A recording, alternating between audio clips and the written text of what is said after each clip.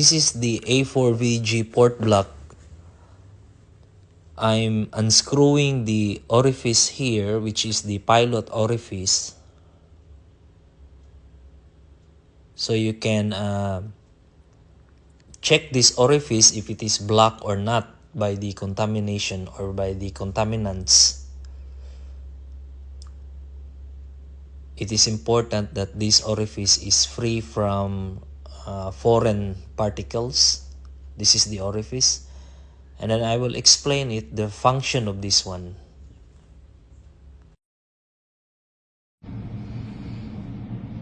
So this is your controller here, and this is your pilot signal or your PST from boost pump, and this is your X1 and X2, which is acting in this area here.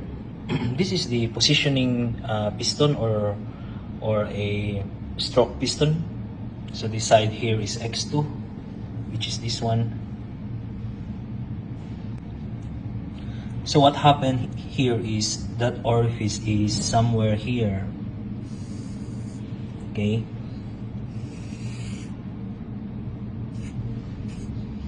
Okay, that's the orifice. And this here is your boost relief valve.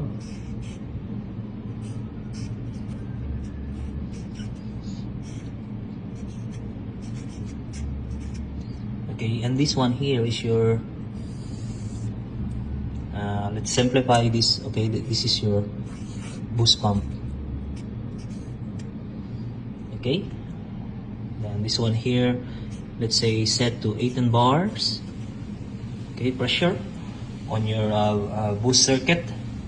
So this is your orifice. Okay, now this pilot here during cut off, okay, during cut off operation, this pilot here will drain. Okay, so what happened here is the pilot is drained during cut off. So let's draw the cut off. So shuttle, and then signal there. This is your cut off valve. Okay, so this is drain and then spring adjustment. Okay, this is port A and then port B. Okay, high pressure. This is A port and B port. Now your pilot here is let's joint all the way here. Okay, this okay. So let's say the B port is the high pressure and the A port is the boost pressure.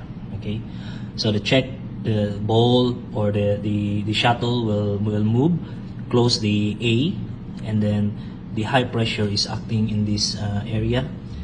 Once the pressure overcome the force of the spring, this will open. So P and T open, allowing the pilot pressure drain. See? So if that is drained, then the signal from your either X1, X2 will cut, and then this stroke piston will go back to neutral. So let's say X1 is signal. When the P is drained, because of the spring balance, this will back to minimum displacement. That's why that's the function of the cutoff, to cut the pilot signal. Then the displacement of the pump become minimum. So when the pilot is draining, imagine if there's no orifice, you're losing the 18 bar here. You're losing boost pressure on your loop.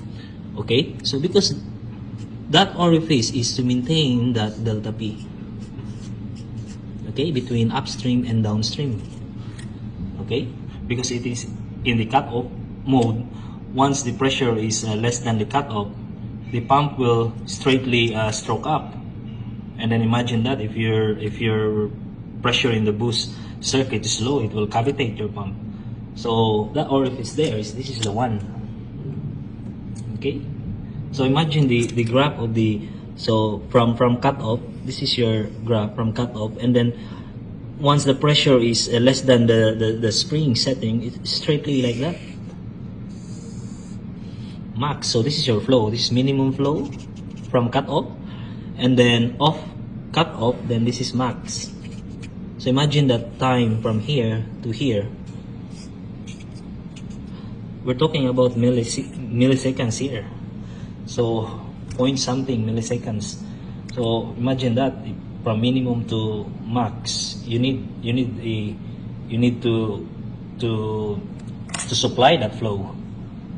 Okay, so if you're losing a boost pressure, so it might cavitate your pump. Okay, so that's the function of the orifice there. Okay, so another thing is this orifice must be checked. If there's a blockage, contamination there, then it will not function your controller. Even you have a signal there, it still won't work your X1 because there's a contamination blocking. So you need to check that as well. So yeah, that's the function of the orifice. Very interesting.